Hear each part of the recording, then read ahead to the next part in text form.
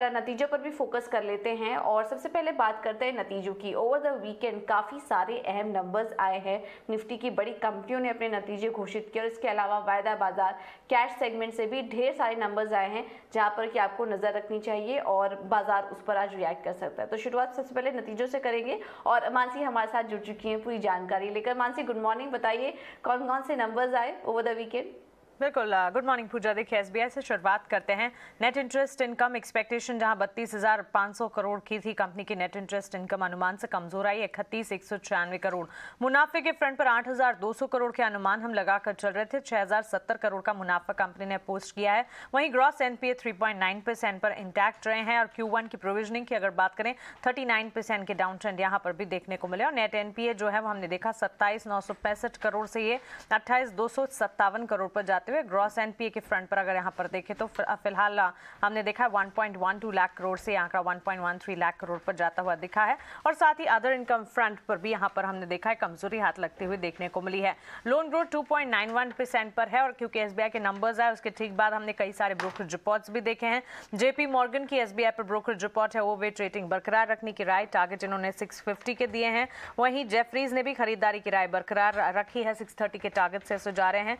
SBI पर ही HSBC ने खरीदारी की राय दी और साथ ही मोतीलाल ओसवाल की भी खरीदारी की राय। एचएसबीसी ने 630 के टारगेट से जाएं और 625 के टारगेट जो है मोतीलाल ओसवाल की तरफ से। तो क्लियरली 625 से लेकर हम देख रहे हैं 650 तक के टारगेट्स एसबीआई में पोस्ट रिजल्ट्स यहां पर ब्रोकरेजेस के रडार पर एज टारगेट्स आते हुए नजर आए हैं। बीपीसीएल के नतीजे आते हुए दिखे और कमजोर नंबर्स देखने को मिले हैं। यहाँ पर अगर आप देखेंगे एबिडा लॉस कंपनी ने पोस्ट किया 5,902 करोड़ का, वहीं नेट लॉस जो है 6,290 करोड़ के आसपास देखने को मिला है। रिफाइनिंग थ्रूपुट अगर देखें 4.5% गिरते हुए दिखे हैं। सेल्स भी यहाँ 0.5% की गिरावट दिख रही है, हालांकि रेवेन्यूज के फ्रंट पर हमने आप मूव जरूर देखे हैं।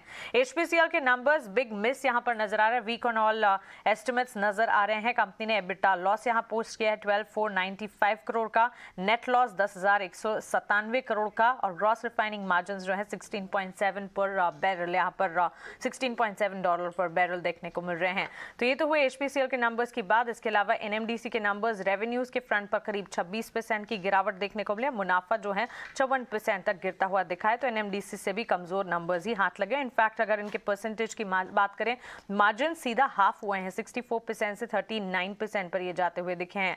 पेट्रोनेट एलएनजी के नंबर्स देखते हैं। रेवेन्यूज के फ्रंट पर अच्छे नंबर्स हैं, 28% के अपमूव्स है, मुनाफा कंपनी का 2.5% बढ़ा है और साथ ही मार्जिन 9.8% से 7.5% है। तो मार्जिन में एक स्लाइड डिप है, लेकिन रेवेन्यू और प्रॉफिट के फ्रंट पर नंबर्स जो है वो पॉजिटिव नजर आ रहे हैं।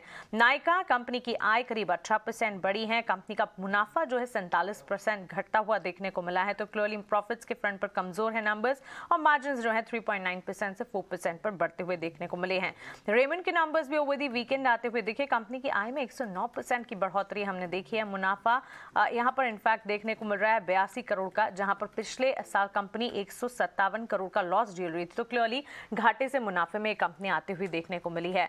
मैप माई इंडिया कंपनी के रेवेन्यूज 14% बढ़े हैं, नेट प्रॉफिट में करीब 8% की बढ़ोतरी देखने को मिली है और कामकाजी मुनाफा जो है वो भी 22% बढ़ा है। तो अच्छे नंबर्स यहाँ पर मैप माई इंडिया की तरफ से। मैरिको सेल्स जो है 2,525 करोड़ से 2,558 करोड़ रही है और 356 करोड़ से 371 करोड़ पर कंपनी का मुनाफे का आंकड़ा है। मार्जिन्स 19% से 21% पर जाते हुए दिखे हैं। तो सेल्स और साथ ही मार्जिन्स के फ्रंट पर नंबर्स जो काफी पॉजिटिव नजर आते हुए दिखे और इनफैक्ट मुनाफा भी कंपनी का बढ़ा ही है। एमजीएल के क्यू ऑन क्यू नंबर्स की अगर बात करें, रेवेन्यूज के फ्रंट पर 34% की बढ़ोतरी हाथ लगी है, कामकाजी मुनाफा 33% बढ़ा है, मार्जिन्स जो है 19% के आसपास ही इंटैक्ट रहे हैं, मुनाफा जो है वो 41% बढ़ता हुआ दिखाया। गैस बेस कंपनियां फोकस में भी थी। एमजीएल के पॉजिटिव सेट ऑफ नंबर्स हैं, स्टॉक कैसे रिएक्ट करेगा इस पर नजर रहेगी। कुछ और नंबर्स हैं आईओबी के नंबर्स। ऑपरेटिंग प्रॉफिट की अगर बात करें 1,654 करोड़ से 1,026 करोड़ पर जाते हुए दिखे हैं। नेट इंटरेस्ट इनकम भी इनकी बढ़ती हुई देखने को मिली है। ग्रॉस एनपीए 9.8% के आसपास ही और नेट एनपीए जो है 2.6 से 2.4% तक गिरे हैं। पेटीएम कंपनी की बिक्री में बढ़त देखने को मिली है। एबिडा लॉस इनफैक्ट कंपनी ने पोस्ट किया है। एडजस्टेड एबिडा लॉस की अगर बात करें 370 करोड़ से 270 करोड़ पर जाता हुआ दिखा है। तो बिक्री के फ्रंट पर बढ़त पेटीएम में देखने को मिली है, लेकिन नुकसान भी कंपनी ने झेला है। तो ये सारे के सारे नंबर्स ओवर द वीकेंड जाते हुए दिखे। इनका रिएक्शन आज के सत्र में देखना होगा। बिल्कुल, तो ये काफ़ी सारे नतीजे आए हैं ओवर द वीकेंड। इसके अलावा भी बहुत सारे नंबर्स थे, लेकिन ये कुछ अहम नंबर्स हमने आपको बताए। और कुछ नंबर्स आपके टिकर स्क्रीन पर फ्लैश होते रहेंगे, वहाँ पर देखिए, उसका रिएक्शन भी हम मार्केट के दौरान आपको बताते रहेंगे नतीजों का। ये कुछ अहम नतीजे थे जो मानसी आपको बता रही थी। SBI के नंबर्स आए, ये एक अहम नतीजा था। काफ़ी कुछ ब्रोकरेज हाउस की रिपोर्ट्स भी आई हैं, वो हम आपको आगे बताएंगे, जिस पर कि आज आपको फोकस रखना है। इसके अलावा मानसी ये भी बताइए कि खबरों वाले शेयर्स कौन कौन से आए हैं। बिल्कुल, ढेर सारी खबरें हैं और शुरुआत रिलायंस से करना चाहेंगे क्योंकि रिलायंस के AGM की डेट्स जो हैं वो अनाउंस हो चुकी है। 29 अगस्त को कंपनी की AGM होने जा रही है। FY22 सालाना रिपोर्ट में ग्रीन और क्लीन एनर्जी पर फोकस रहेगा। AGM में क्या कुछ निकल कर आता है, इस पर खास नजर होगी। सबसे इंपॉर्टेंट इवेंट ये 29 अगस्त के लिए रिलायंस की AGM। HDFC AMC पर खबर है, कुछ अप्रूवल्स सेबी से सैद्धांतिक मंजूरियां कंपनी को मिलती हुई दिखी है, जिसके चलते HDFC AMC भी फोकस में रहेगा। LIC मारुति सुजुकी में हिस्सा जो है 6.21% से इन्होंने 4.20% घटाया है। भारत डायनेमिक्स में भी हिस्सा 6.4% से 4.4% इन्होंने घटाया है। तो क्लियरली इस खबर के चलते इन स्टॉक्स पर फोकस रहेगा। नायका नंबर्स तो थे ही, इसके अलावा एक खबर भी है, इल्यूमिनार मीडिया खरीदने के लिए बोर्ड से मंजूरी मिलती हुई दिखी है। तो कारोबार एक्सपेंशन, कारोबार विस्तार को लेकर कंपनी के प्लान्स जो है उसमें डेवलपमेंट है, जिसके चलते ये फोकस में रहेगा। सीमेंस सुनसॉल रिन्यूएबल्स में करीब 1.25 करोड़ का निवेश कंपनी ने किया है। निवेश के बाद कुल शेयर होल्डिंग जो है 26% पर देखने को मिलेगी। शुक्रवार के सत्र में हमने देखा था सीमेंस में करीब 2% की तेजी थी और इस खबर के चलते क्या एक्शन आएगा, इस पर भी हमें खास नजर रखनी होगी।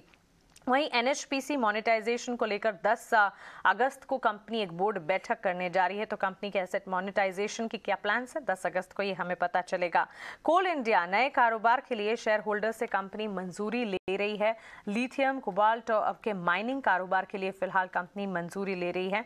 हाइड्रोजन उत्पादन, एनर्जी स्टोरेज, बैटरी की भी यहाँ पर बिक्री करने की कंपनी की तैयारी है। तो क्लियरली कंपनी को कुछ प्लान्स हैं जिसके चलते शेयर होल्डर से मंजूरी ली जा रही है। बोर्ड मीट्स हो रही है जिसके चलते काउंटर फोकस में रहेगा।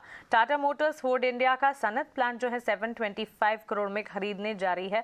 तो ये एक नया एक्विजिशन है जिसके चलते टाटा मोटर्स जो है नई बाइंग है, जिसके चलते टाटा मोटर्स भी फोकस में रहेगा। इनफैक्ट फ्राइडे सेशन में कमजोरी थी, लेकिन इस खबर के चलते कोई पॉजिटिव रिएक्शन आता है या नहीं, ये देखना होगा। और अंत में Ahluwalia contracts, company IISc medical school में एक निवेश करने वाली है। 220 करोड़ का कंपनी को ऑर्डर मिला है। FY22-23 में कुल ऑर्डर इनफ्लो जो है कंपनी के ये बढ़ गए हैं, 2352 करोड़ पर पहुंचे और ये जो नया ऑर्डर है वो इसमें ऐड हो चुका है। तो न्यू ऑर्डर फ्रंट यहाँ पर कंपनी की ऑर्डर बुक जो है वो मजबूत होती दिख रही है, जिसके चलते ये स्टॉक भी फोकस में रहेगा। और राइट, बहुत बहुत शुक्रिया मानसी ये सारी जानकारी देने के लिए। तो ढेर सारे नतीजे थे, ढेर सारे खबरें वाले शेयर्स भी थे जो कि मानसी आपको बता रही थी, और इस पर हमारी नज़र रहेगी क्योंकि दिन भर इस पर इन खबरों के चलते आज एक्शन भी बना रहेगा।